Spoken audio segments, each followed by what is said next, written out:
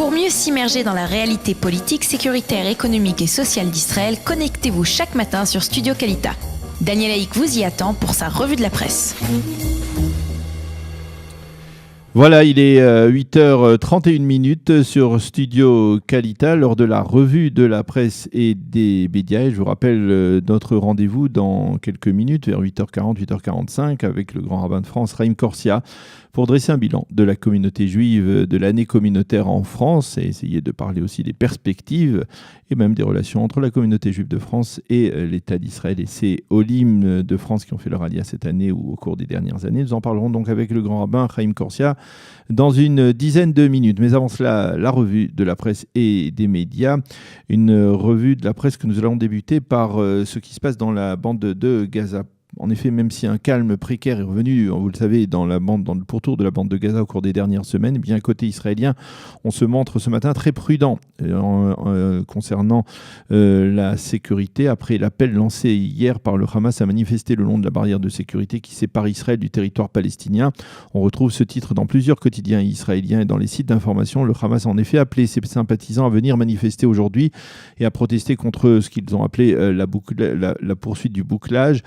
Les journaux rappellent également que durant cette semaine, on a pu entendre Yahya Sinwar, le leader du Hamas dans la bande de Gaza, reconnaître que son mouvement avait délibérément voulu restaurer le calme afin, je cite, de donner une chance aux médiateurs, qu'ils soient de l'ONU ou de l'Égypte, en perspective d'un allègement du blocus autour de la bande de Gaza. Et apparemment, donc, cette volonté, cet appel lancé par les chefs du Hamas à aller manifester, entend faire pression, entend être une sorte de levier de pression pour le Hamas en direction du Caire en particulier, afin que les Égyptiens accélèrent les pourparlers en vue d'un règlement, en tout cas d'une trêve entre Israël et le mouvement terroriste. Voilà, donc nous aurons l'occasion d'en reparler dans les prochaines éditions, probablement la semaine prochaine, pour savoir, en espérant que cette journée de vendredi donc se déroule tout de même dans le calme le long de la bande de Gaza et de la frontière entre la bande de Gaza et l'État d'Israël. Quant au Israël Hayom ce matin, il titre en manchette sur les déclarations du président américain Donald Trump, qui a affirmé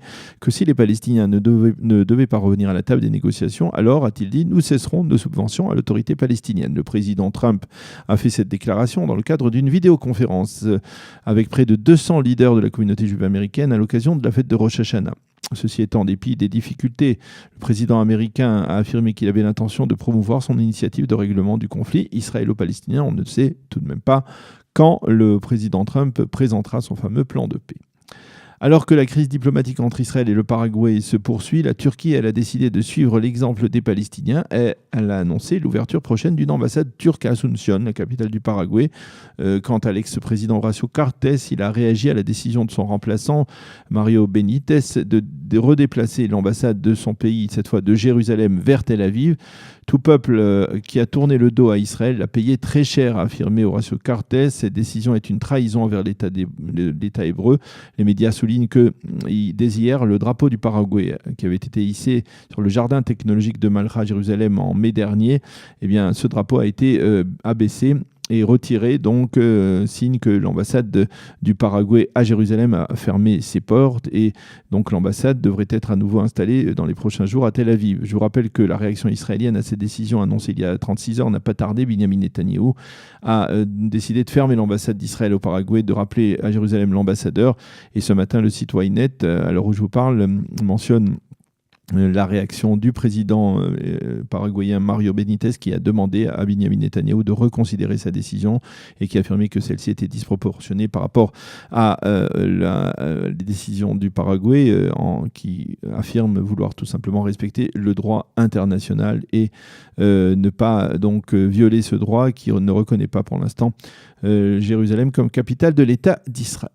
Le Premier ministre Benjamin Netanyahou était hier soir l'invité d'honneur du traditionnel toast de Rosh Hashanah organisé par le Likoud, une soirée qui s'est tenue au Palais des Expositions à Tel Aviv et qui est répercutée ce matin dans l'ensemble des quotidiens israéliens. Comme il fallait s'y attendre, Benjamin Netanyahou et Sarah, son épouse, ont été accueillis très chaleureusement par les militants du Likoud et le Premier ministre Benjamin Netanyahou a parmi les slogans qui ont été scandés par certains de ces militants, eh bien, on a l'un d'eux était une année de prospérité avec Bibi au pouvoir, ou encore Bibi Netanyahou, gardien d'Israël. Le Premier ministre a rendu hommage à l'action des députés et des ministres de Likoud, s'attardant en particulier sur l'action des présidents de la coalition comme David Bitan ou Doudi Amsalem. Le Premier ministre a également fait référence au sondage selon lequel 89% des Israéliens affirment être heureux de vivre en Israël.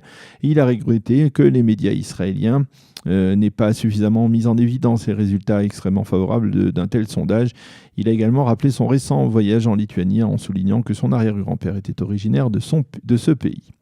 Les Hadashot de l'ex-seconde chaîne de télévision vont diffuser ce soir une interview du colonel Lior Lotan, qui était jusqu'à l'année dernière le coordinateur pour le gouvernement du dossier des prisonniers israéliens détenus par le Hamas. C'est en effet la première fois depuis sa démission il y a un an que Lior Lotan s'exprime. Il parle dans cet entretien de la tension qui existe entre le Premier ministre et son épouse et les familles Goldin et Shaul. Il tente d'expliquer les raisons de son échec, donc à parvenir à un règlement qui restituerait les corps des 2 soldats israéliens. Et il révèle également que les services de renseignement israéliens demeurent très présents dans la bande de Gaza, ce qui par exemple permet de connaître certains détails sur Abiram Mengistu et Hicham El-Sayed, les 2 civils israéliens qui sont détenus par le Hamas. Un rapide coup d'œil ce matin sur les manchettes des quotidiens nous permet de découvrir que les Hadashot ne sont pas les seuls à avoir obtenu un entretien avec Lior Lotan, puisque la manchette du Yediot Aharonot de ce matin lui est également consacrée et le Yediot a choisi comme déclaration choc de Lotan: nous sommes manipulés par le Hamas. Lotan qui explique dans le journal en substance que si nous faisons une distinction entre le dossier de la restitution des 2 soldats et les arrangements dans la bande de Gaza, eh bien cela signifiera de deux choses l'une, soit que nous avons renoncé à les ramener au pays, soit que nous allons payer le prix lourd pour les ramener, comme dans le cadre de l'échange de Gilad Shalit. Et dans ce contexte, les médias soulignent ce matin la décision plutôt surprenante et inattendue du père d'Hicham El-Sayed, qui a déclaré qu'il ne voulait pas que son fils soit échangé contre des terroristes. Je demande à l'État d'Israël de ne pas céder aux pressions du Hamas. Il est malade et il est inconcevable qu'il fasse partie des négociations. Il doit tout simplement être libéré sans aucune contrepartie, a affirmé le père d'Hicham El-Sayed. Le Israël Hayom nous fait part ce matin de l'existence d'un site d'information appelé Tel Aviv Times, et il nous met en garde face à ce site qui, selon lui, n'est rien d'autre qu'un site de propagande iranien contre l'État d'Israël. C'est une compagnie de cyber israélienne qui a révélé l'existence de ce site, qui ne se gênerait pas apparemment pour produire une série de fake news qui porterait atteinte à l'État d'Israël. Revenons au Yediot Aharonot qui détaille en page 3 la psychose qui s'est installée à la Maison-Blanche après la publication dans le New York Times de cet éditorial très critique envers le président américain Donald Trump. Éditorial écrit, vous le savez, par un anonyme qui est dans la proximité apparemment du président Trump. Ce dernier considère que le rédacteur de cet éditorial est un traître et il est fermement déterminé à le retrouver. Le site d'information orthodoxe Kikar HaShabbat se fait l'écho ce matin de la poursuite des heurts violents entre les élèves de la célèbre yeshiva orthodoxe de Poniovitch. Au lieu de se préparer comme il faut au Yamim Noraim, aux fêtes de Rosh Hashanah et de Kippour, eh bien certains de ces élèves passent apparemment leur temps depuis quelques jours, même quelques semaines, à se disputer à l'intérieur même du Beth Hamidrash, du lieu principal d'études de cette yeshiva. Il s'agit là du résultat d'une tension qui existe depuis plusieurs années entre les 2 rabbinim qui dirigent la yeshiva. Les élèves qui ont choisi leur camp s'affrontent régulièrement, mais ces derniers jours, la tension n'a cessé d'augmenter et les élèves en sont même venus aux mains, à tel point donc hier, des forces de police ont même pénétré dans la yeshiva et ont fermé le Beth Midrash, une mesure sans précédent qui répond à une situation, elle aussi, totalement inédite et, on va le dire, plutôt embarrassante. Et si cette information vous paraît incroyable, alors on voit ici une autre qui l'est tout autant. Je ne sais pas d'ailleurs s'il s'agit d'une fake news, mais c'est tellement hallucinant comme titre que cela pourrait tout à fait l'être.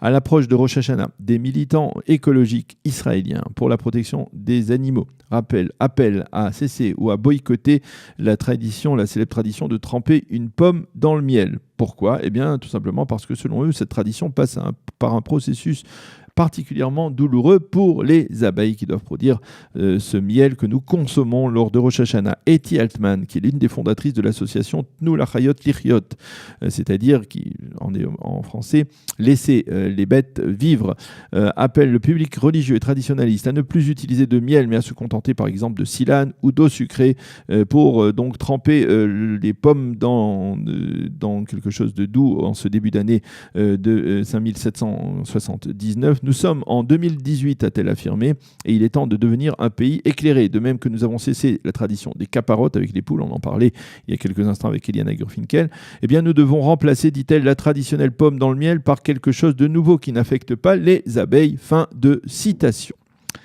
Les médias se penchent sur les résultats de la soirée des Oscars du cinéma israélien, les prix Ophir, le film qui s'est distingué cette année, qui représentera Israël au prochain Oscar américain à Hollywood.